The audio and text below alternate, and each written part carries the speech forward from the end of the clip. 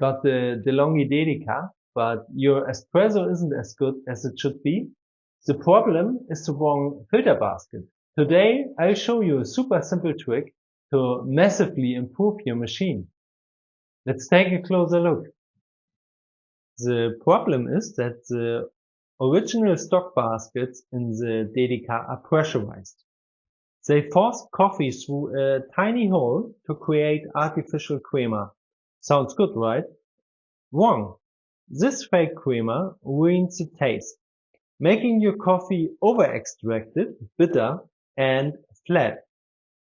The fix is super easy. Get a non-pressurized basket, like this one. It fits perfectly in your Dedica's portafilter. No more fake crema, just pure espresso flavor. You remove the old basket, insert the new non-pressurized basket. It's a perfect fit. Important is that you use a finer grind. Now the coffee grounds control the pressure, not the basket. And the result is you have a full espresso flavor instead of artificial crema. You have a better control over the brewing process, a real barista-quality espresso at home.